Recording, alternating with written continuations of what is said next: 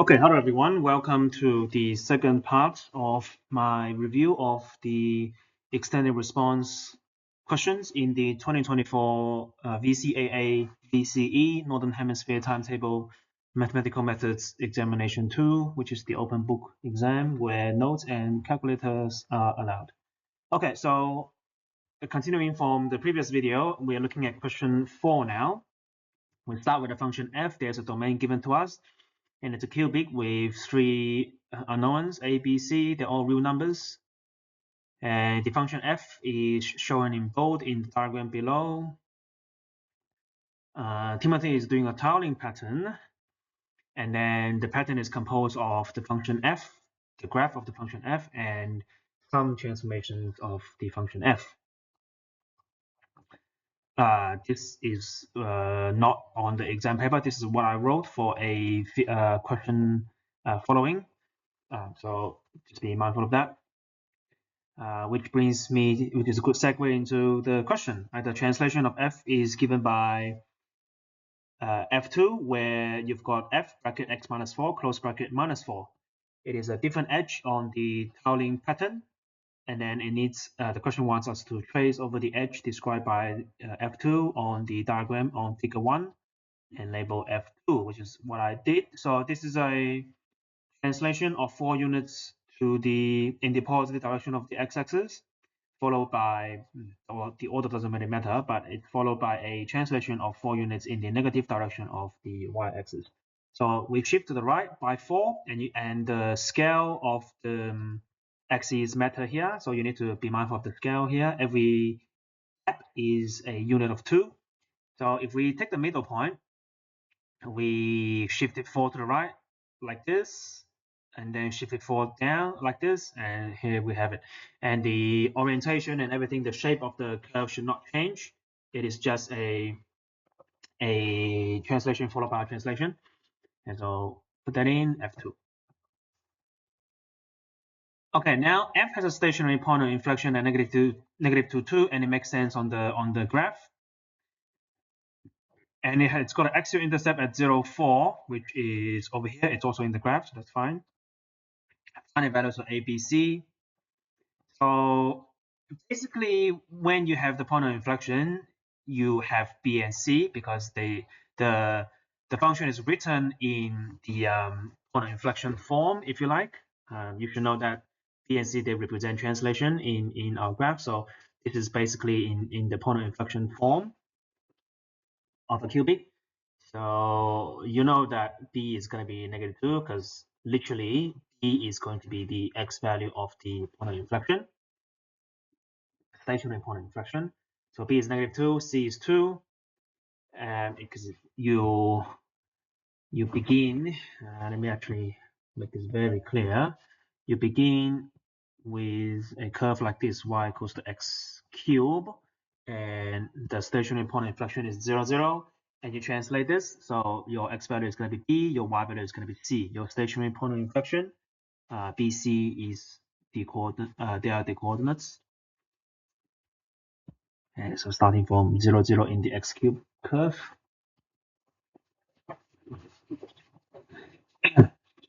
And then once that's determined, B and C are determined, we can substitute 0 and 4 into x and y, and then we solve for a, and a is 1 over 4. Now we have a piecewise function. It is continuous, so everything is connected, where the first component is f and the other component is a translation of f, and both are edges in Timothy's tiling pattern. Complete a possible rule and domain for the second piece of the piecewise function p. So this is just one possible rule. I should have highlighted this, a possible rule. So it's not going to cover the entire tiling system. It is just one of them. So I think I chose, if you start with f here, there are basically several parts where the whole hybrid function is connected. It's continuous. So you can have this option, this option, this option, this option, this option, and this option, right? So there are 6 options where you can make a continuous graph.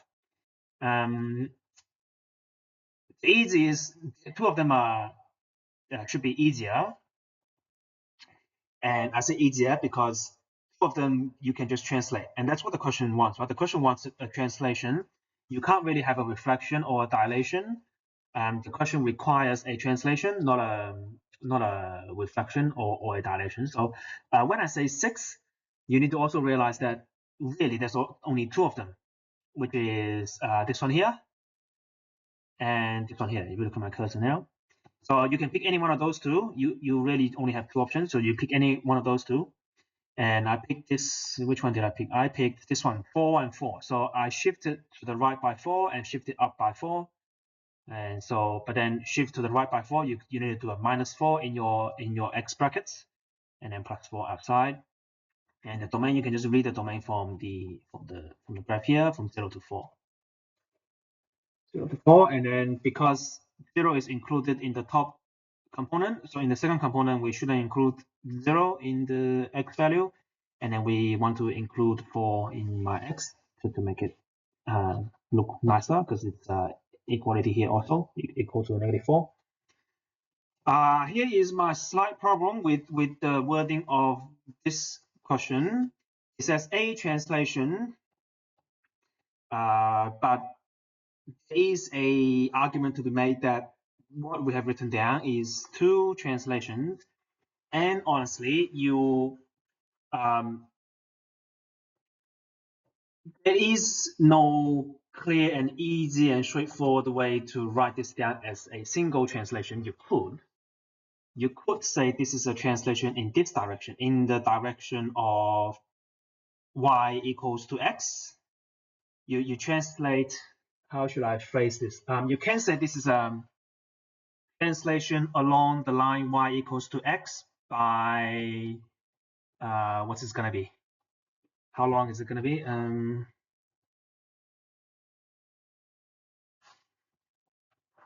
By this many units. So you could say, you could make this a single translation, right? This is a single translation, because if you do if you go from here to here, that is your translation. If you go from here to the right and then here to the top, that's two translations. So VCAA isn't technically wrong, because this can be a single translation. I've drawn the translation in red here. So if you really want to say this is a single translation, this is the translation. This line is going to be y equals to x, and then because we've said that, let me actually draw the blue stuff in, which is what we actually did here and here. So this is 4 and 4. So you can calculate Pythagoras. You can calculate Pythagoras. 4 square plus 4 square, the square root. So the red line is, how long is the red line? Let's say 5.7. I'm just making an argument here. I don't need precision or accuracy. Well, it's precision. I don't need precision here. 5.7. All right. So you can say this is a translation. This is a translation, a single one, along the line y equals to x by 5.7 units.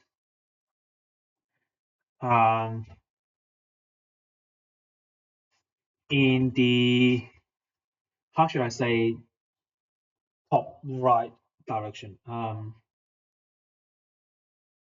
Yeah, there's no straightforward way of saying this. You can't really say positive direction or negative direction, because it's not a single number that's increasing or decreasing. It is a infinite many coordinates.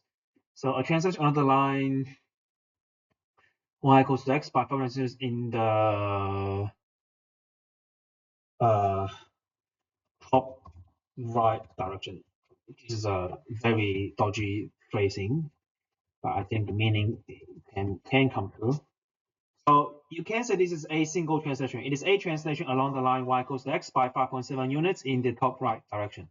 That is valid if you do mathematics, if you do linear algebra in university, first year of university, most likely in any science or engineering degree, you would do this in linear algebra in your first year of university.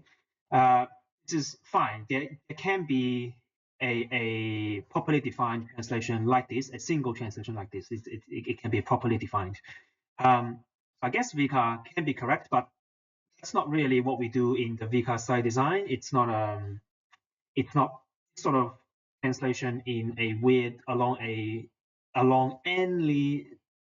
line, any direction. A translation in any direction isn't really in the site design of methods. What we do learn is translation in the x direction and in the direction of the y-axis. So if VCAA really sticks to its own site design, then it should say two translations. That's just my opinion. It should really say two translations of f, and then we get this. We get the answer. Well, one of them at least. Okay, let me actually erase this. That's not really part of the solution. And we don't need this.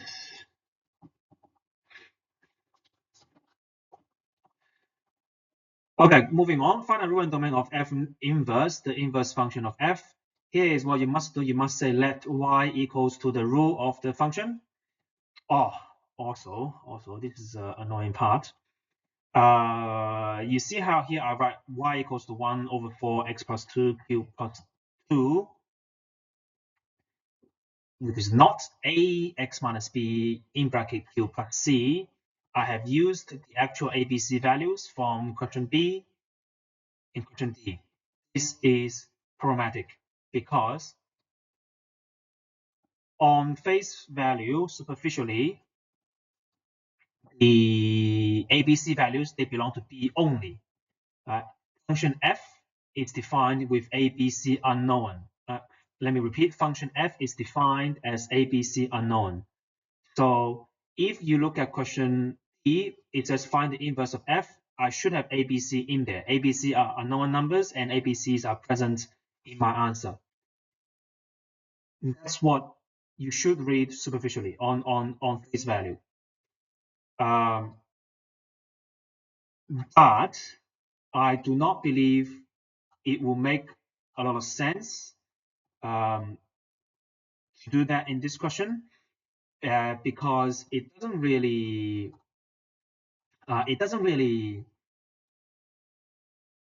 help with the following sub questions. There is a flow of logic from one sub question to the next. There's supposed to be a logical flow from one sub question to the next, and to me, it will make a lot more sense for the question writer to say find the inverse of f using the ABC values you found in question B. Right, so I feel like there should be a longer sentence here, like a second part to the question where it says, comma, using ABC you found, using values of ABC you found in question B.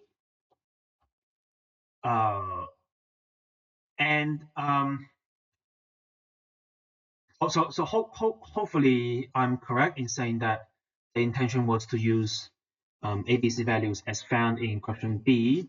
If not, then I'm wrong. If VCAA really wants ABC in there, then this would be wrong. So let's see. I'm not sure how I can really access to the marking scheme or have some sort of source where I can ask about the marking scheme, but I guess we'll see when the eventually the assessor report. There's always an assessor report. When eventually the assessor report comes out, and we can find out. But in any case, even it doesn't matter if you do ABC or the actual numbers. You need to say let y because there is no letter y anywhere. There's no letter y anywhere. So you need to define what y is. Y is the rule of the function. And then you have to say swap x and y for inverse, because if you do not say let y equals and you do not say swap, you will lose the mark. At least that's how, at this point I'm sure, VCAA marking scheme, this is how VCAA marking scheme works, even though it's not in the site design. VCAA marking scheme does this every year. They have to they insist that you say let y equals, and they insist that you say swap x and y. Even though it's nowhere to be found in the textbook, at least in the Cambridge textbook or the site design. Okay, but do those two first lines, and then you swap them, and the rest is calculator. Right? Really, I'm using my calculator here. What is it? 1/4 x plus 2 to the power of 3 plus 2. So here's what you do. So x equals fy, 1, and then that's the answer. So this is how you swap x and y, and then you make y the subject on your calculator. It's a one-liner, and then you copy the answer here. The domain of the inverse is the range of the original. So you come back to the original function here. The graph is given to you, so you can see the range pretty easily. It's from y value 0 to y value 4. So that's the domain for the inverse.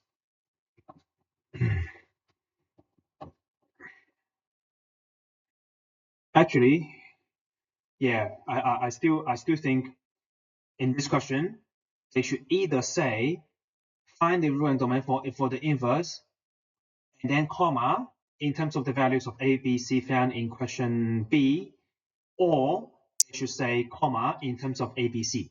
Either say in terms of values of a, b, c found in question B, or they need to say in terms of a, b, c. To get rid of the ambiguity here, because this question is really ambiguous. I'm not even sure if I got it right here.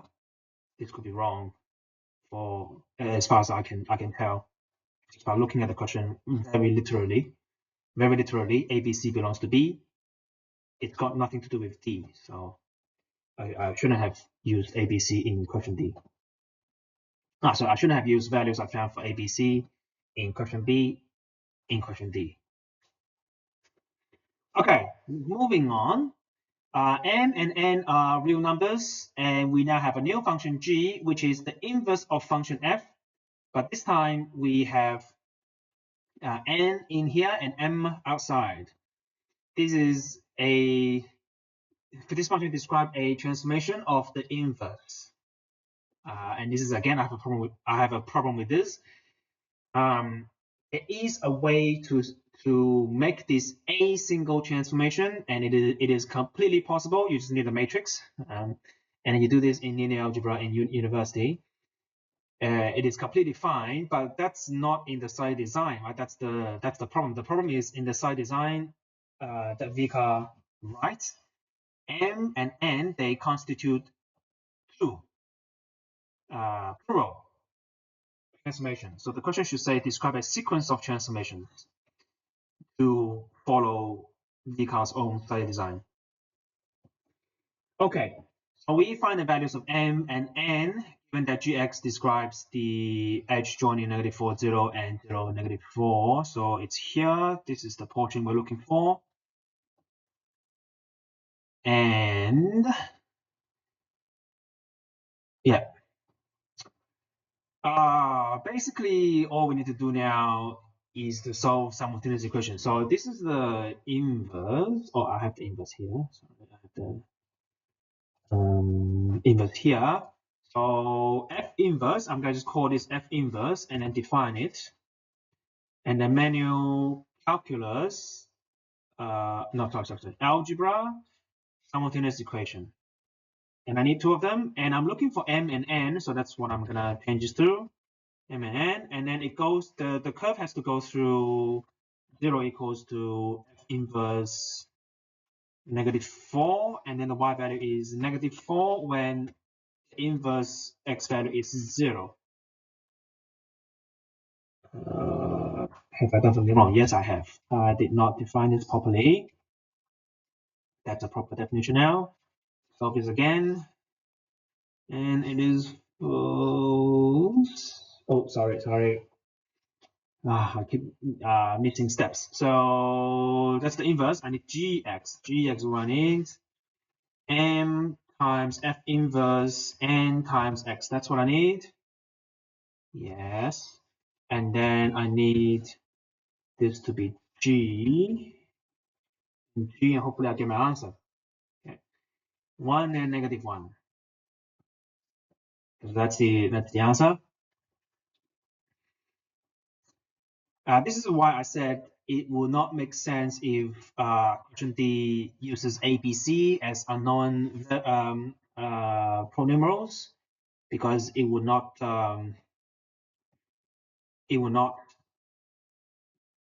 enable us to do question E. Question E, you need to find specific values of M and N, not in terms of ABC.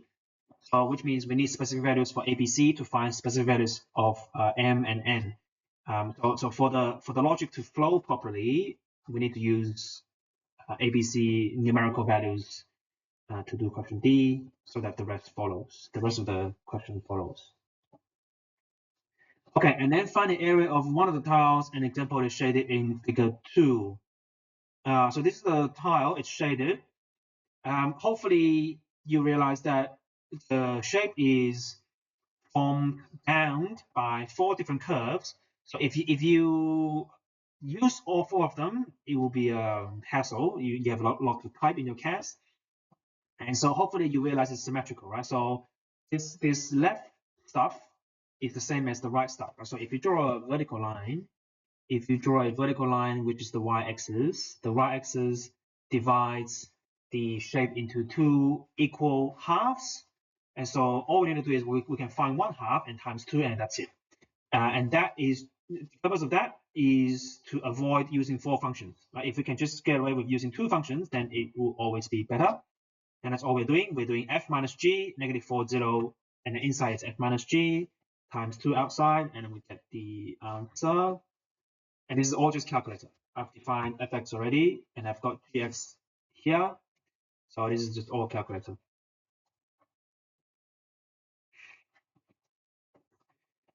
Using the derivative of f and g at x equals to 4, show that the angle at the left corner of the shaded line, tile at the point -4, 0 is 90. So over here, this point here, I need the gradient f and g. So f is this one, g is this one, top on the curve on top and the curve at the bottom.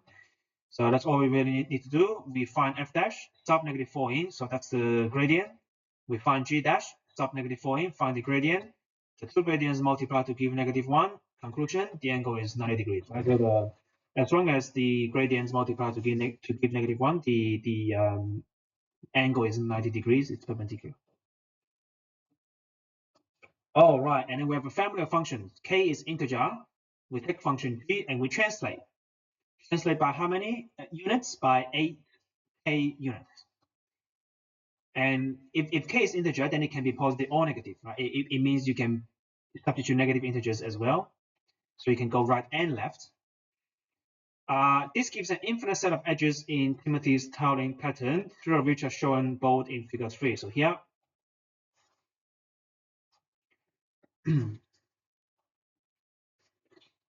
All right.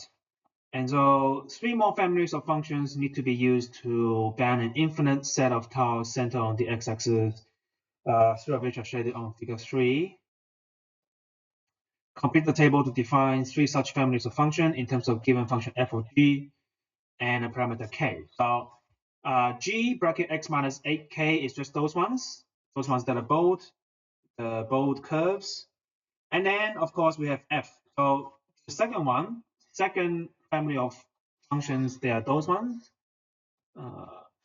Second, those ones. They're the f, your f function, and just translate them left and right. And then you have this, and then number 3 is this one. Number 3 is this, and this. That's because I'm doing x minus 4, so I'm shifting to the right by 4, x minus 4, and then minus 4. So I'm shifting right by 4 and bottom by 4. So I get to here. Right. So again, I start with f, 4 to the right, 4 to the bottom. And then I get this curve here. And then if I shift this left and right, I'm going to get all the rest of them. So I do a minus 8k in the x bracket. And then I have my g stuff. So g is here, right? G is here. So 4 right, 4 up. So x minus 4 is 4 to the right, and then plus 4 is 4 unit up. And then minus 8k, because I take my g function, 4 right, 4 up, I get this curve here. And then I need to shift this left and right. So I am going to do a minus 8k here inside brackets to shift it left and right. So 4, that is here. 4, 4, 4. Those are the fours. I should label this 1, 1, 1 as well. Okay, that question is done. This last question is a tough one, so let's do it.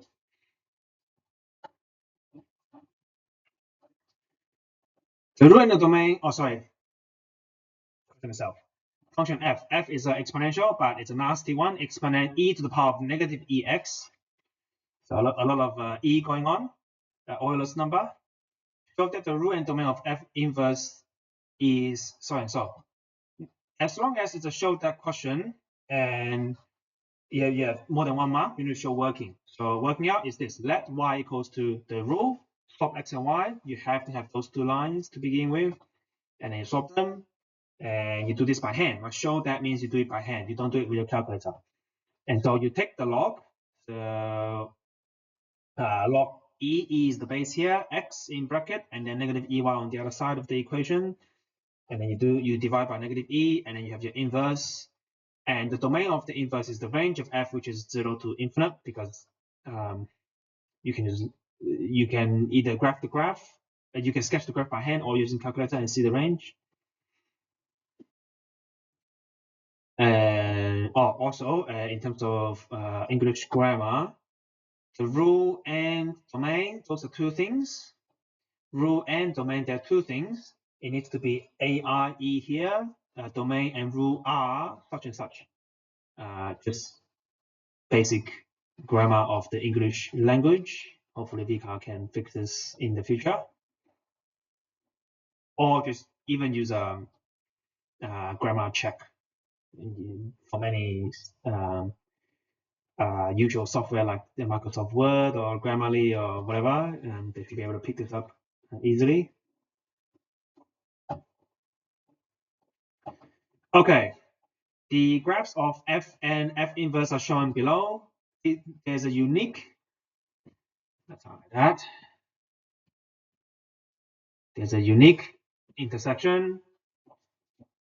It is also labeled. So the solid curve is f, the dotted curve is f inverse.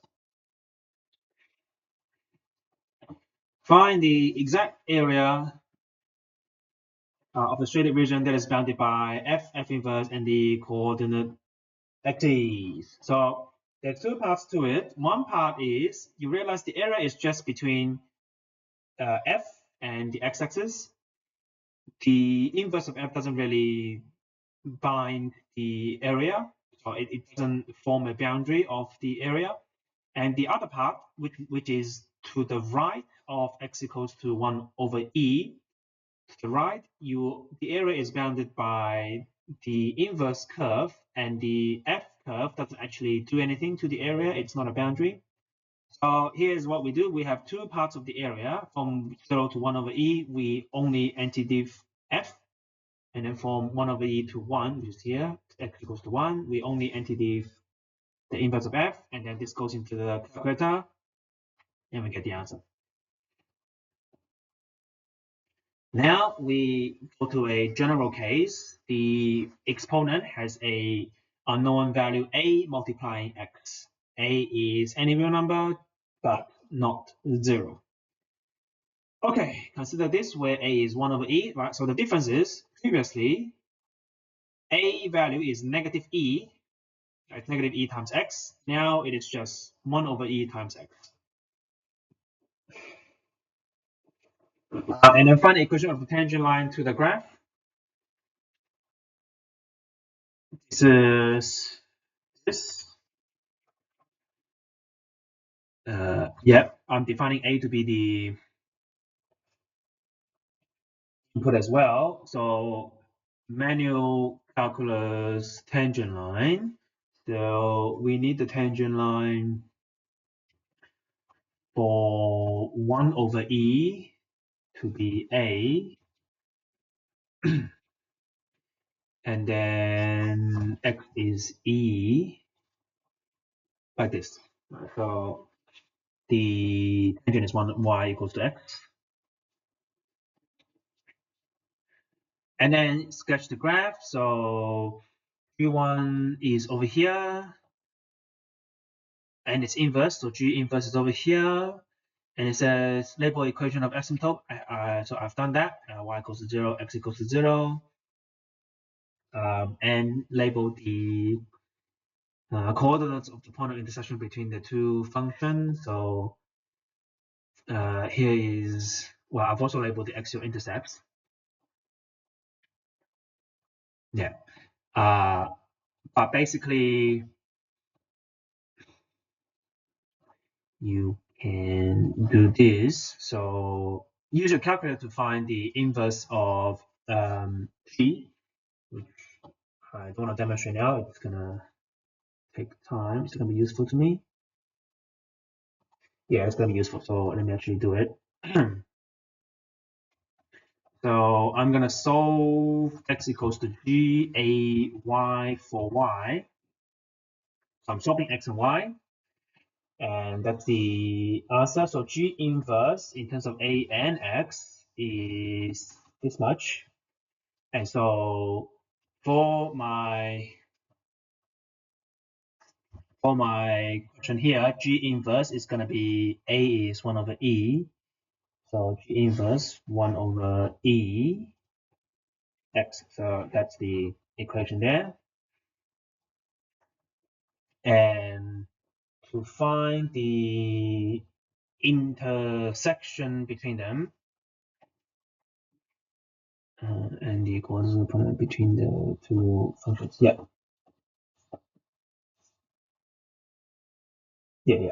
So to find the intersection between them, what I initially did was this. I initially did this just to force my way through this. So, and of course, it doesn't give me the answer, right? If I equate G to inverse of G, looking for the x value, it doesn't give me an answer.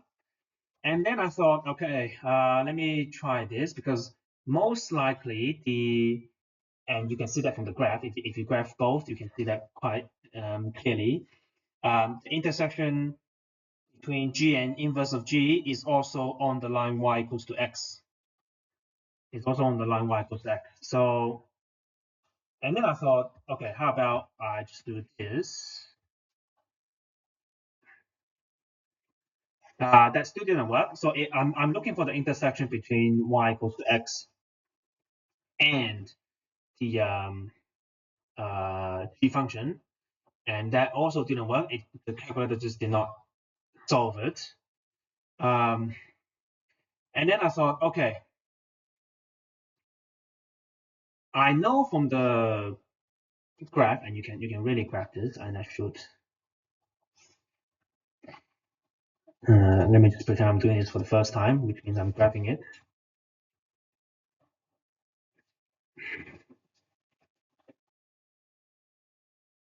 Yeah, so you can see pretty easily, and you can be relatively confident that the function g and g inverse intersect, and it's on the line y equals to x also.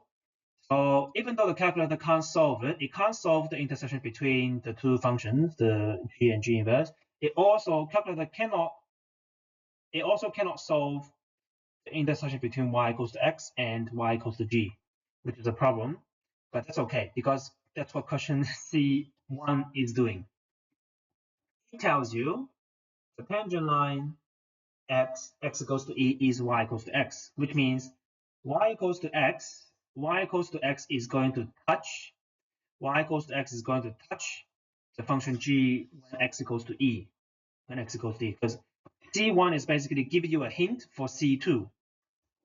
It tells you y equals to x touches the function g when x equals to e. So you know the intersection between y equals to x and y equals to g is x equals to e. So we have the answer. The answer for the intersection is e. Because if x equals to e and the point is on y equals to x, then y is also e. So to find this point, it is You could do this by hand, I guess, but it's not going to be pretty. And actually, I don't think you can do this by hand. And then you need to think about this and realize it's the previous question that's giving us a hint, because y equals to x is basically in the middle here, and you're looking for the intersection between g and the y equals to x, and the previous question actually gave you the answer for that.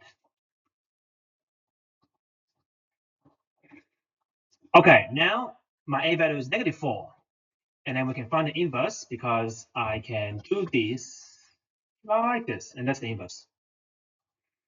And it's a 1-mark question, so just write down the answer and it's fine. And then find the value of x where g2 intersect with its inverse, correct to 3 decimal places. Actually, did I try this? Oh, sorry, I didn't try the what do you call the approximate function. But nonetheless, that's not my point. In the graphing question, the question does not say round to so and so decimal places. So we need to find exact values for anything that we label. So in that case, we need, like, approximation isn't really good enough. But then again, if we approximate, hopefully you remember Euler's number is roughly this 2.71828. Okay. Yep, sorry, I forgot to approximate my solving equation to give me a hint. That's what you should do in your exam. In a real exam, you approximate your answer, even though the question is asking for exact value, so that you give yourself a hint as to what you're looking for.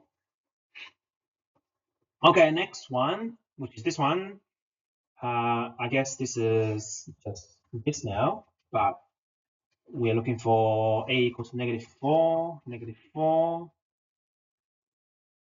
You can see the exact value is nothing. It can't solve it. But then if you approximate, it will solve it for you. And you copy them to 3 decimal places. I hope they're all correct. Yeah, they're all correct. And that's it.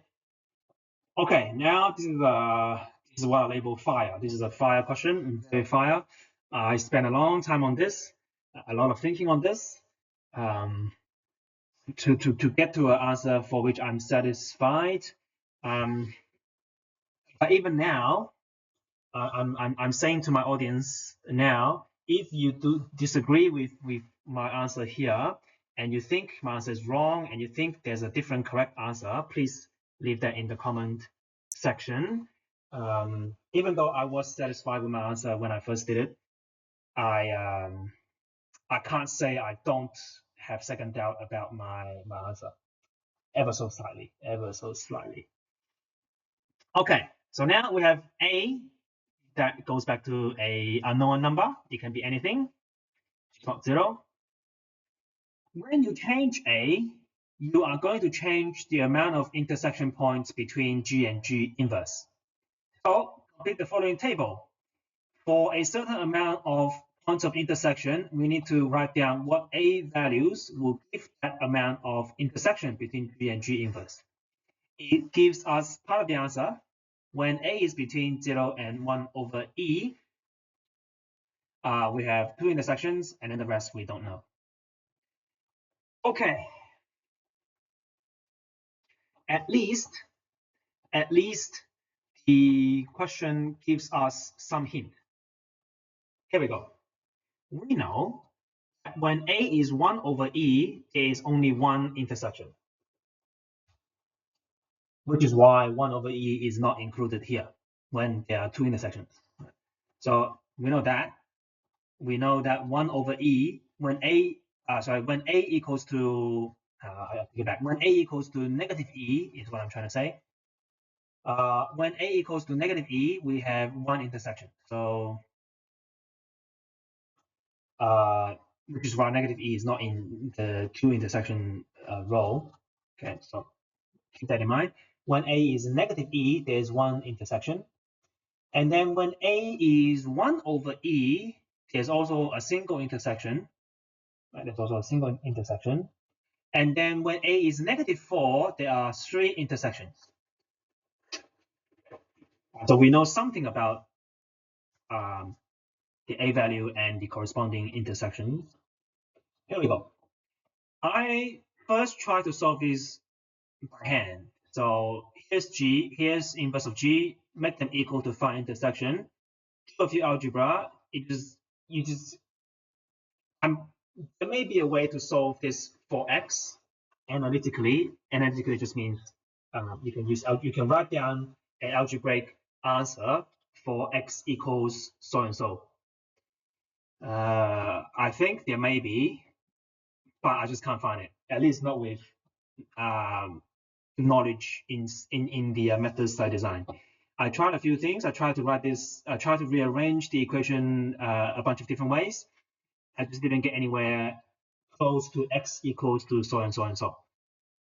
A proper algebraic expression for the solution of x. So I gave up on that. And I thought, okay, let's just do this graphically and visually. And I'm just going to look at those two functions. And as always, I'm going to begin with positive a value. Every time you deal with positive numbers, it's always easier than dealing with negative numbers.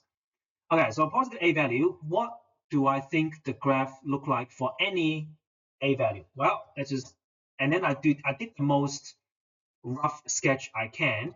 Here's G, because I know it's just exponential function with a dilation factor. And then I have a logarithm, which looks like this, with a dilation factor. No translation, so that's good. And then I realized I drew this actually roughly, right? I didn't intend this to be two intersections. I just drew the most exponential graph I can visualize, and I drew the most logarithmic graph I can visualize, and then it just happened to have two intersections. It's random. And then I realized clearly, if you dilate them, the intersection is going to change, because here's what's happening. In the G function, the dilation is changing the x value, right? So if you visualize the transformation, when you change a, the exponential curve is gonna dilate this way, like left and right. I'm changing the x value, right? So the G function is gonna go like any point here. If you have a small x value, it's smaller or bigger, it's just gonna shift, like not shift, it's gonna move left and right.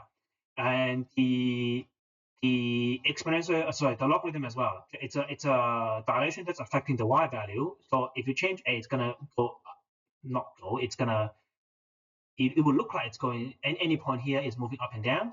At least that's how we visualize it. And so you can get this situation going on.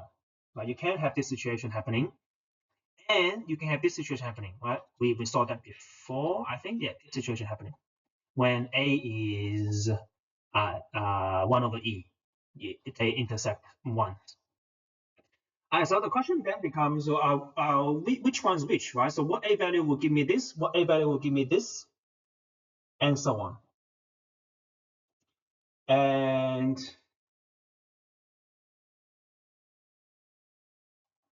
new graph.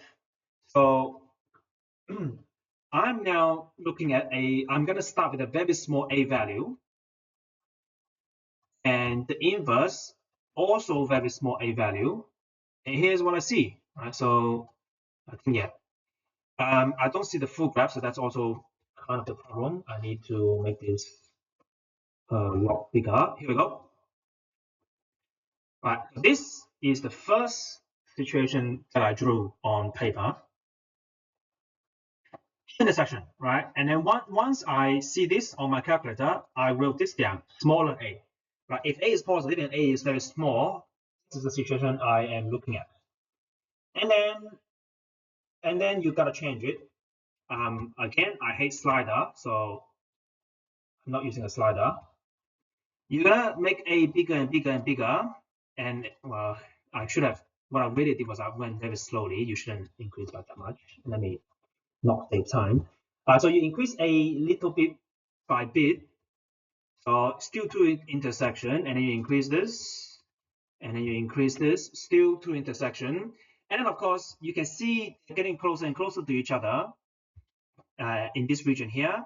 And there will be a point when there will be some time when they go like this. And then I thought, okay, I have this here. This is when A is 1 over E, and then nowhere else. There's not another example where this happens. So at least I know that when A is 1 over E, this is that's one solution. But I need to know if that is everything. I need to know if that is only answer, right? If this kind of behavior, of the two graphs only happens when A equals to 1 over E, and a different A value gives me this behavior. So I need to solve this properly, and this is what I came up with in the end. Simultaneous equation. This situation means this. At the x value here, let me backtrack. You need to a very deep insight, that you need to have to solve this is to realize in this scenario situation, the intersection between G and inverse G is also the intersection between either of them and y equals to x. Right? The intersection in this scenario has to go through y equals to x also. And because they're just touching, y equals to x is just touching G, and y equals to x is just touching G inverse, which means at the intersection, y equals to x is a tangent to the function G. Also, at the intersection, y equals to x is a tangent to inverse of G, which means the gradient of G is 1. The gradient of inverse G is also 1. And so this is what I did. I solved simultaneous equation where some x value is going to give me gradient of G to be 1. Some x value is going to give me gradient of inverse G to be 1. And of course, at this x value, G and G inverse have to be the same number, same y value. And so I just typed them in. So I did manual 371. I have 3 simultaneous equations, but I'm only looking for and I'm looking for x and e. So let's just do that. X and a. So what I did was GAX, differentiate that is 1. And then differentiate G inverse AX, that has to also be 1. And then GAX has to be G inverse AX. And I do get a set of answer, and that's reassuring because I now know the intersection happens to be x equals to e, which agrees with the previous sub question, one of the previous sub questions. The intersection happens at x equals to e, and the a value is 1 over e, and the a value is 1 over e here. Oh, now I know a equals 1 over e is the only a value that can give me this situation where there's one intersection between them. And so I'm going to do that. Coming to my graph. So what is 1 over e? 0.36, right? 0.36. So my graph is close anyway. I'm at 0.3 now, very close to 0.36. So I'm going to do 1 over e exactly here, and then 1 over e exactly over here, 0.36 roughly, and I can see one intersection, and then so I'm going to keep increasing on this 0.4. So a is 0.4 now, just to see what happens. 0.4, and you can see they're moving away from each other. So I could zoom in on this, but I think you can see this on the screen. They're moving away from each other. So, and then if I do 0.5, 0.5, they're moving further and further apart. So if I do 0.6, 0.6, 0.6, Yeah, it's quite obvious. So I can do 1, and I'm gonna do 1, and you can keep going, right? You can increase them to a very large number, the a value to a very large number. And hopefully you see they're not going to intersect anymore because they're just moving further and further away from each other, at least over here, near 0, 0. So the cutoff, the a value, the cutoff for the a value is 1 over e. Anything smaller, you get 2 intersections, right? So if your a is smaller than 1 over e, you get 2 intersections. If your a is bigger than 1 over e, you get no intersection. And if a is exactly 1 over e, you get 1 intersection. So that's what I wrote here. 2 intersection, you get a is smaller than 1 over e, but of course, starting assumption is positive a. Starting assumption is positive a. So I've just confirmed the VCAA's answer, the examiner's answer. And if a value is smaller than 1 over e and it is a positive, this one, it's got 2 intersection. And then I wrote this down. When a is equal to 1 over e, there's 1 solution. And then when a is bigger than 1 over e, there's 0 solution. When a is bigger than 1 over e, there's 0 solution, like this. And then there's still the case of 3 intersection. I didn't really draw this here because I was just visualizing on the calculator and in my head. If a is positive, and as long as a is positive, the shape of the curves they're not really going to change. Your exponential graph is going to go right and top, and then similar with the logarithm, the asymptotes are not going to change either. There's no translation. It's impossible. It's impossible to have 3 intersections between when a is positive. At least not that I can see. I cannot visualize or construct. I can confidently say that the because of the curvature of the logarithm graph and the exponential graph, and the fact that we're only dilating in one direction, and we're not dilating in both directions on one single graph, and we're not translating, it's impossible to get 3 intersection when a is positive because of how the shape goes, right? Just because of the shapes of the 2 graphs. I'm pretty sure you can prove what I just said. You can prove what I just said properly, which I'm not going to do. Okay, so we leave that there. Now we move on to the territory where a is negative. Okay, negative a. I am going to now draw the most rough sketch of what I can do with the exponential graph with the negative power, which looks like this. It is just a reflection in the y-axis. And then I'm also going to draw my most rough sketch of a logarithm graph with a negative number multiplying at the front, which is a reflection in the x-axis, and it looks like this.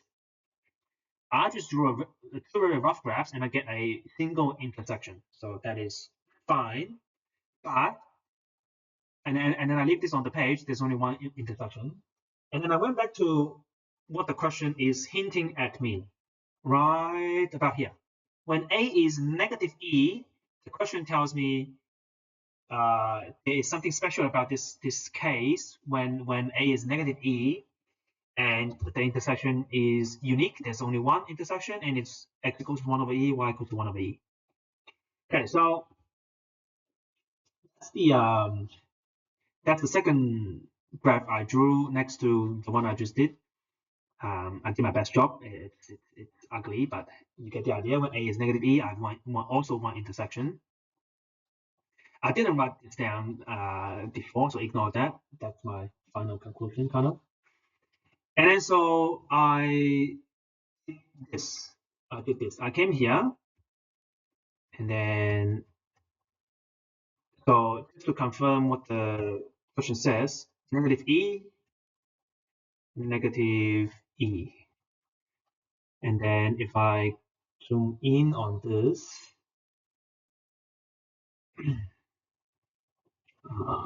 like that. If I zoom in on it, I can see that there is 1 intersection. So confirming what the question is telling me. Now, I'm looking at negative options. So let's start off with something very close to 0, negative 0.1 or negative 0.1. If I type that incorrectly, yeah. And I'm going to do this. Yeah, and you can see that it only has one intersection, right? Because of the asymptote, the presence of asymptote, this portion here, the blue line is never going to cross the red line, the red curve, because there's an asymptote y equals to x. And then same thing here, this red curve is never going to cross the blue curve because there's an asymptote here, x equals to 0. So we are sure that there's only going to be one x-intercept. And then I make this ever more negative, like this. And you can see the curves are getting closer to each other, right? So over here, they're getting close to each other. Over here, that portion there, they're getting close to each other. And if I do negative 0.3, they will get even closer. So this part here and that part there. Of course, when I get to negative e, which is negative 2.71, they also work.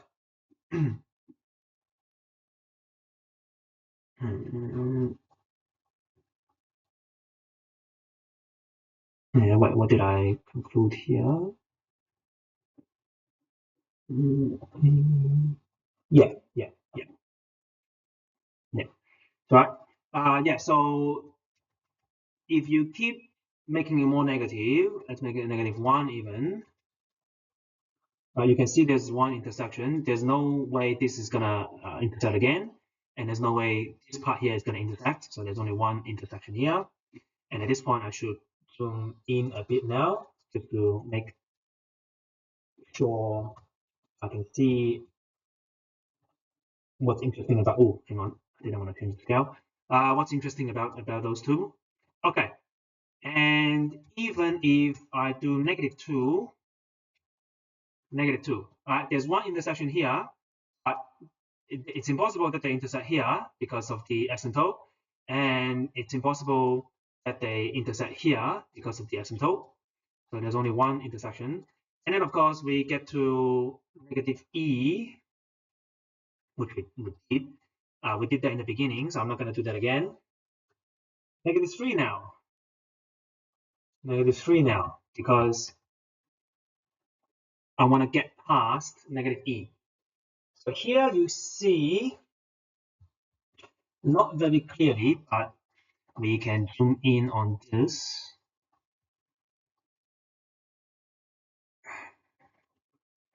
We can zoom in on this. All right, here is somewhat clearer. One intersection here, one intersection here, and one intersection here, right? So I hope the definition on this video is high enough. One intersect, one intersect, and one intersect. You can see 3 intersections now. So basically, as soon as we cross negative e, so we become more negative than negative e. As soon as we become more negative than negative e, we have 3 intersections. And then I mean, you can try negative 2.8, but I don't think on your handheld calculator with the tiny screen that is on your actual calculator, you can really make out what exactly this is showing you. So even though when you try to just go past negative e, more negative than negative e, negative 2.8, let's say, you can't really check it. If you see what I mean, but you can check -3 relatively apparently. And there's 3 intersections. And then you can also do this, right? So if you want to be sure, you can do g negative 2.8, which means we're just going past negative e, we're going just slightly more negative than negative e. Hopefully this is going to work. And then you can approximate it. You can approximate the solution. It is going to give you 3 solutions. It's going to give you 3 solutions. even though they're all very, very small. They're all very close to each other, I should say. The x values are very close to each other. That's why on a tiny screen on your handheld calculator, you can't really tell them apart. Of course, you can do the calculation and see them apart. Okay, so yeah, so now we're confident that if we become more negative than negative e, we have three solutions. We have three solutions here still, right? So you can see the three solutions here, and then let's make it really negative now, just to test what's going on here.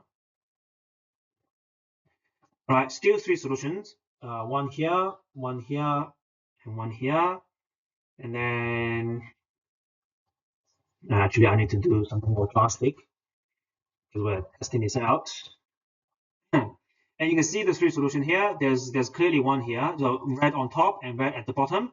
So there's one solution here, one solution in the middle, well, coinciding with the line y equals to x, and then there should be another solution here because the screen isn't showing it because the pixel isn't enough now. There aren't enough pixels here, but the g curve is a logarithm, so it's got an asymptote here. It will keep going up. It will get close to x equals to 0. It's the logarithm curve, so it will go up. But the asymptote is there, so the red curve is not going to go past the y-axis. It's staying on the right-hand side of the y-axis, so they will cross, right? So the red and blue will cross. So you can get a very negative a value, and your curve is going to intersect three times, right? Look at this. Blue is on the left-hand side of the y-axis. The red curve has to stay on the right-hand side of the y-axis. So one on the left, one on the right, they have to cross somewhere here, and then somewhere on the just to the right of y-axis. And then same thing here. You can see that the red curve is going below the x-axis, but we know what the blue curve is. The blue curve is exponential with the asymptote y equals to 0. So the blue curve is always above x-axis. The red curve goes below the x-axis, so they must intersect somewhere. They must cross versus here. So red on top, but then later red is going to be at the bottom, blue at the bottom, and then at some stage blue is going to be on top because blue is above x-axis. And so we make this conclusion here. We make the conclusion if A is less than negative E, so more negative than negative E, you have three intersection. If A is equal to negative E, you have one intersection, and if A is between 0 and negative E, you have one intersection also. Now, so in the one intersection, I have put in this. A is actually negative E is less than or equal to A, because these two are really the same case. One intersect. So I can just put the equal sign here. So one intersection, negative E less than or equal to A less than 0, or you have the positive case, and then you have the three intersection case where A is less than negative E, it's more negative than negative E, so here.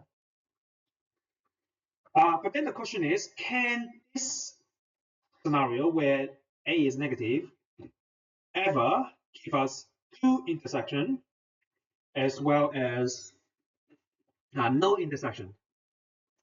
No intersection. Well, as far as I can see, I do not believe we can relate the graphs to give zero intersection, no intersection, because of the asymptotes and the direction at which the curves are going.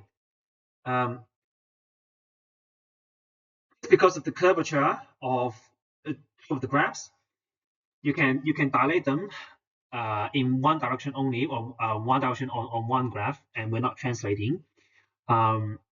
It's not possible to draw those two graphs with a single direction like this to achieve zero intersection, no intersection. It is also not possible to achieve two intersection, at least as far as I can see, as far as I can visualize. They are going to cross somewhere. They need to definitely cross somewhere, because if this exponential curve has to go like this from the left to the right and going down, And if the logarithm has to go like this, from the left to the right, and it's going down, and the asymptotes are present, they're not shifting, we're not translating, so the asymptotes are not changing. If those things are true, looking at how the way the graphs are traveling, they have to cross somewhere. They just have to cross somewhere. And then when they cross, they can cross once or 3 times. They can't really cross twice, because otherwise, if they cross twice, the asymptotes don't really work. Right? You can try to draw them somehow, I guess, crossing twice, but either your shape is going to look very strange, or your asymptotes are not going to work. And so that was the and I have not proven this here, and I'm not going to attempt to prove what I just said, the impossibility of 2 intersection and 0 intersection. I'm not going to prove them. Those are basically at this point my intuition. It is what I visualize in my head, and really it's an intuition of mine. I haven't proven them, so if you can prove me wrong, please put your thinking in the comment section below. Otherwise, that's the answer. So 1 intersection is the most complicated case, and you've got and then the rest are also filled in. Yeah. Okay, that's it for this exam.